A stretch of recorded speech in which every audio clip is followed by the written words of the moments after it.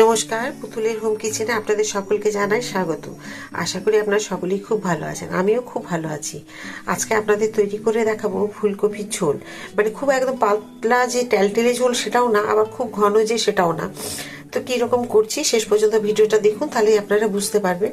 আমি এই কারণে এখানে ক্যামেরাটা ধরে আছি, আপনাদের দেখাচ্ছি। আমি আজকে কিন্তু নিরামিষ করছি না। এখানে দিয়েছি পেঁয়াজ, রসুন দিইনি, 3টে কাঁচা লঙ্কা, আদা আর টমেটো। আর দেবো যেগুলো শুকনো মশলা, সেগুলো পরে দেখাবো। তো এগুলো এখন আমি মিক্সিতে বেটে নেবো। আর টমেটো আমি বেটে এই কারণেই দিই যাতে ঝোলের ঘনত্ব যাতে একটু ভালো হয়, সেই কারণে। তো চলুন এগুলো আগে মিক্সিতে বেটে নিই।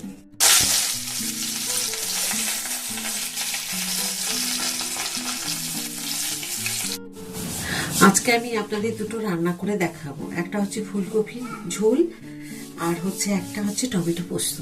তো ফুলকপির ঝোলটা আজকে আমি কিভাবে তৈরি করছি, প্রথমে আলু তো ভেজে নিলাম, আপনাদের দেখিয়েছি। তবে আলুটাকে আমি একটু ভাপিয়ে নিয়েছি। নতুন আলুগুলো সেদ্ধ হয়ে যাওয়ার পরে কিন্তু একটু শক্ত হয়ে যায়, সেই কারণে। এখন দিয়ে দেবো ফুলকপি। এই যে ফুলকপিগুলো গরম জলে ধুয়ে রেখেছি, এগুলোকে এখন তেলে ভেজে নেব।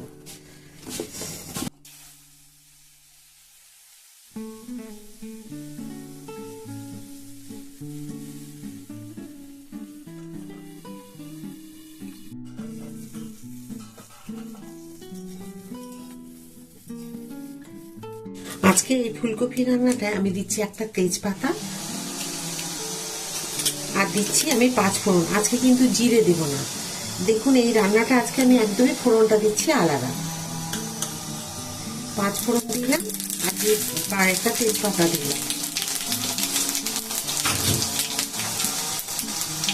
দিয়ে দিচ্ছি বেটে রাখা যে মশলা।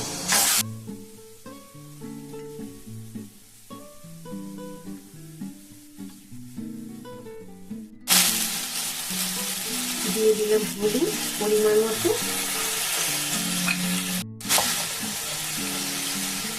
জিরে গুঁড়ো, ধনে গুঁড়ো, কাশ্মীরি লঙ্কার গুঁড়ো।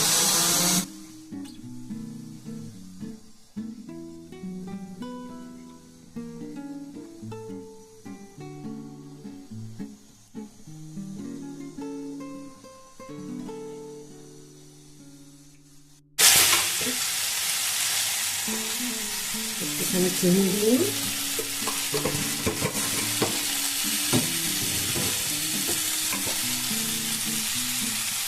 একটুখানি নুন পরিমাণ মতো,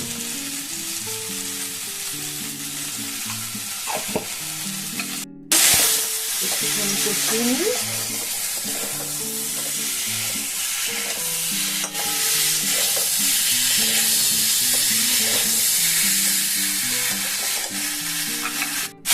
দিয়ে দিচ্ছি উষ্ণ গরম জল।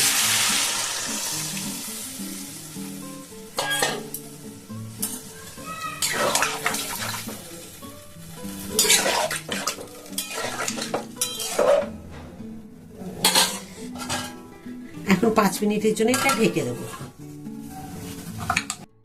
আমি কপির ঝোলের ঢাকা খুলে নিলাম। এখন দেখুন 1 চামচও নয়, হাফ চামচ মতো আমি কর্নফ্লাওয়ার গুলে এখানে দিয়ে দিলাম।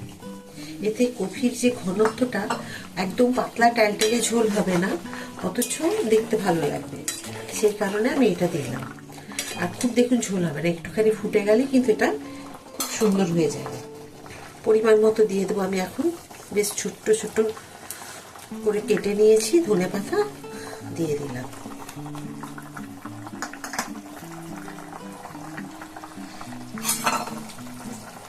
আবার একটুখানি ঢেকে দেবো 5 মিনিটের জন্য। একবার ঢাকা খুলে দেখে নিই। দেখুন কি সুন্দর হয়ে গেছে ঝোল। যেটা টেলটেলে ঝোল এরকম দেখুন আছে নেই, একদম জলের মতো যে ঝোল হয় সেটা নয়, দেখতেও খুব সুন্দর হয়েছে। এবার ঢেলে নেবো বাটিতে। টমেটোর পোস্ত কিভাবে তৈরি করতে হবে তার জন্য আমি প্রথমে নিয়ে নিচ্ছি তেল। আমি যেভাবে করছি অবশ্যই আপনারা এইভাবে করবেন। আর যতটুকু পরিমাণের তেল কিন্তু প্রথমে দিয়ে দেবেন, যতটুকু আপনাদের থাকবে টমেটো। আমি নিয়েছি 500 টমেটো, দেখুন কেটে নিয়েছি টুকরো টুকরো করে।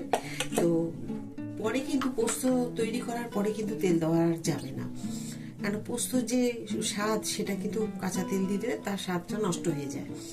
সেই কারণে অনেকে দেন, আমি দেখেছি, কিন্তু পোস্ত তৈরি করার সময়তেই আমি যতটুকু দেওয়ার দিয়ে দিই। একবার তৈরি করে খেয়ে দেখবেন কেমন লাগে।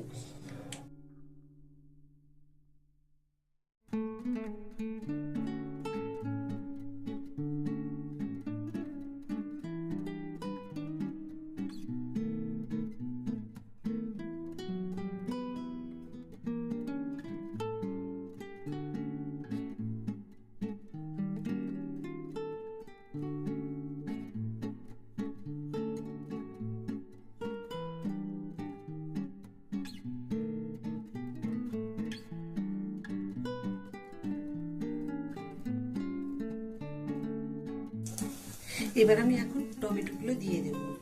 এই যে দেখুন টমেটোগুলো,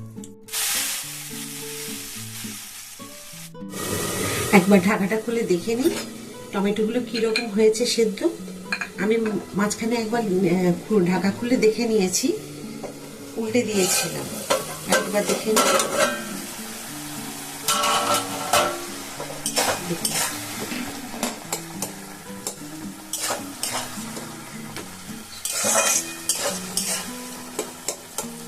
দেখুন কি সুন্দর হয়ে গেছে।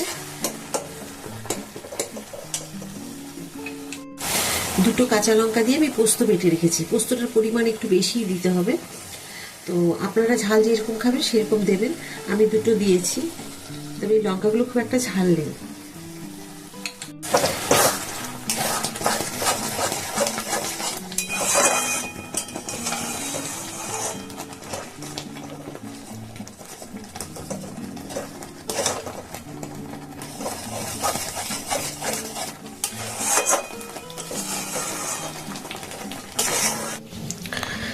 আজকে আমি ফুলকপির ঝোল আলু দিয়ে করলাম, আর করেছি টমেটো পোস্ত।